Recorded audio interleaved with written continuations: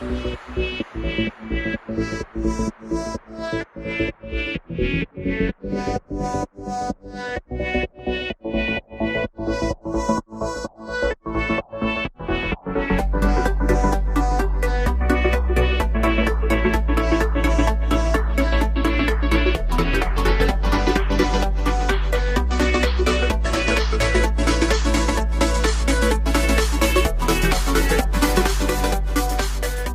сегодня пришли с мероприятием по наскальным рисункам.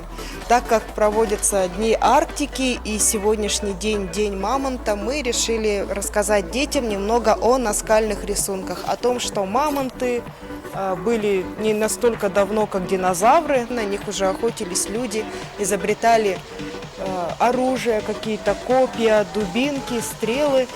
И мы об этом решили немного рассказать и помочь детям нарисовать свой наскальный рисунок, немного погрузиться в прошлое, какое бы послание они оставили после себя вот на пещере.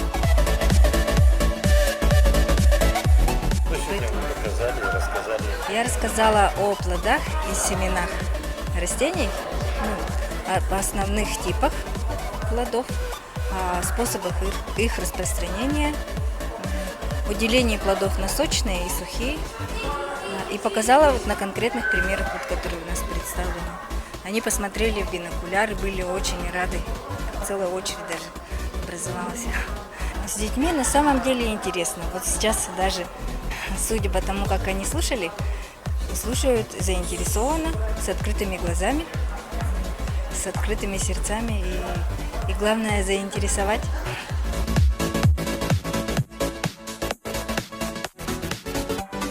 Мы рады, что поучаствовали сегодня в этом интерактивном проекте, где представили косвенно результаты научных исследований наших сотрудников, которые выращивают, в данном случае, зерновые культуры. Ребята очень сильно в этом заинтересовались, потому что мы еще сделали такое задание, чтобы они сварили такую символическую кашу из топора,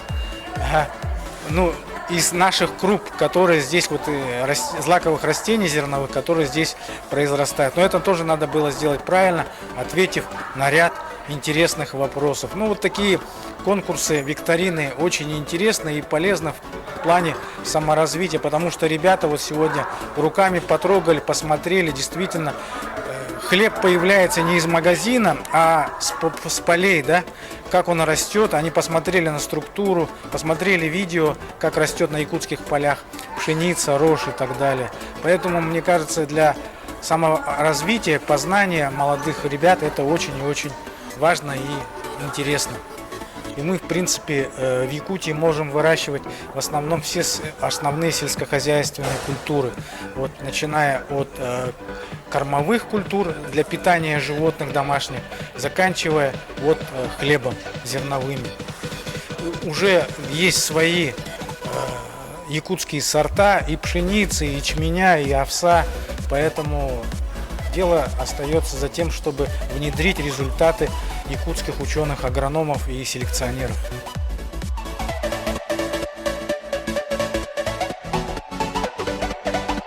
В общем, мы, конечно же, не все успели показать, то, что у нас исследуется в институте, но мы показали звуки космоса, связанные с магнитосферой, какие приборы участвовали в измерениях на спутниках и на ракетах, которые были созданы конструкторским бюро нашего института в свое время.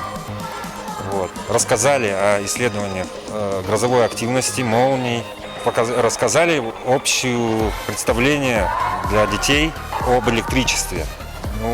В основном детям, в общем, очень понравилось. Они много задавали вопросов интересных.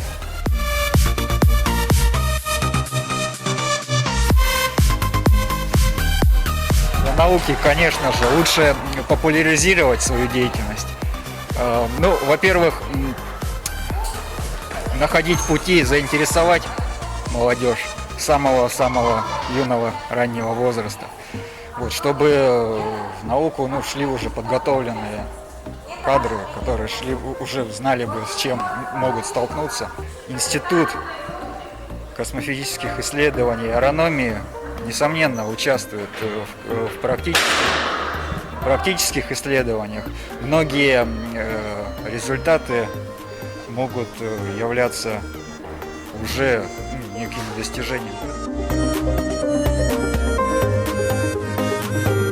Мы занимаемся разработкой новых материалов. И мы сегодня смотрели структуру под микроскопом различных материалов, таких как бетон, сталь, которая используется для изготовления газопроводных труб, арматуру стальную и некоторые другие материалы.